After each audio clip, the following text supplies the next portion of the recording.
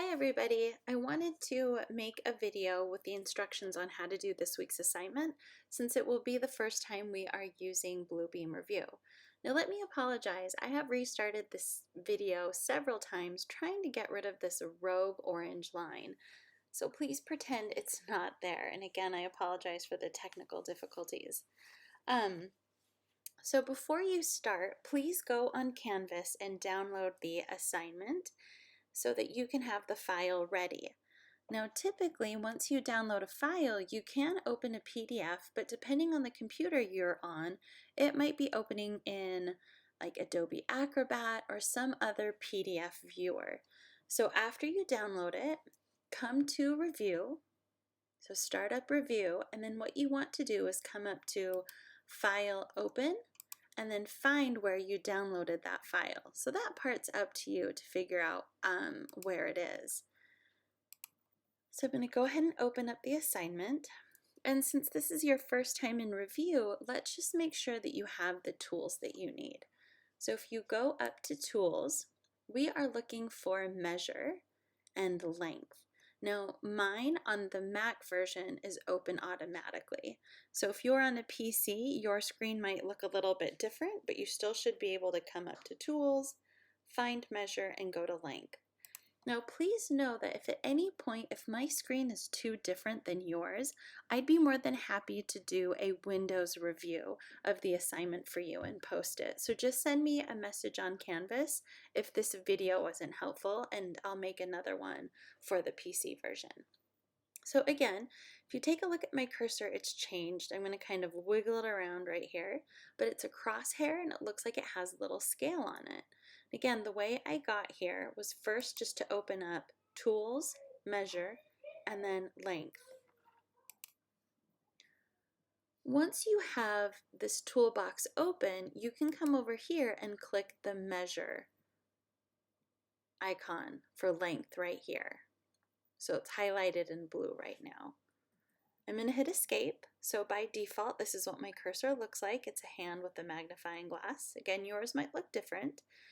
But if you want, you can come over here to the shortcut menu off to the left side and click on Length. So after you have Length open, you'll notice that you can set the scale that it's about to measure.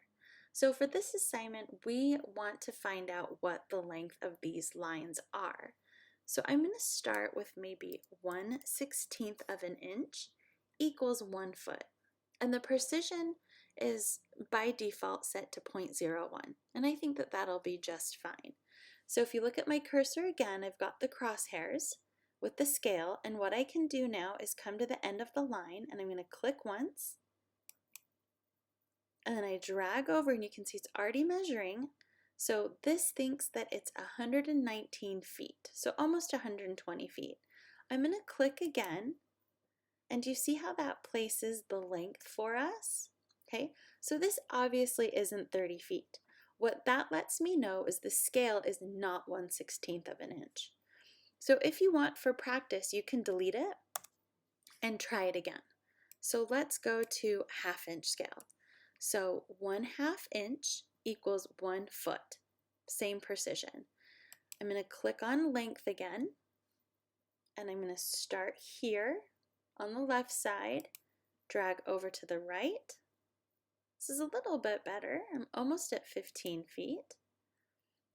Okay, so I've got 14 feet there, almost 15. Instead of redrawing it, what you can also do is click on a measurement, and you can tell I've clicked on it because, let me click off of it, it's not selected right now. It looks like it's part of the drawing, but if I click on it, I get these grip points and I also get this dashed box around the dimension. So what I can do now is while it's selected, I can change the scale. Let's try 1/4 inch this time. And once I did 1/4 inch, you'll notice it didn't change, right? It's still almost 15 feet. I need to click on the button that says recalculate. Are you sure? Yes, I am. And there we go. It's almost 30 feet. So that's probably as precise as we can get to the 30 feet. So this lets us know that this scale for this particular line is 1/4 inch. So what I did, I clicked into this box and I typed in 1/4 inch. So graphically it doesn't look great, but you can turn it in just like this and it'll be just fine. For those of you working at home, if you printed this out and you don't want to use Bluebeam, I'm going to have a separate video on how to do the whole thing on a printed worksheet. Again, I hope that helps, and if you want a PC tutorial, please let me know and I will post that separately. Thanks everyone.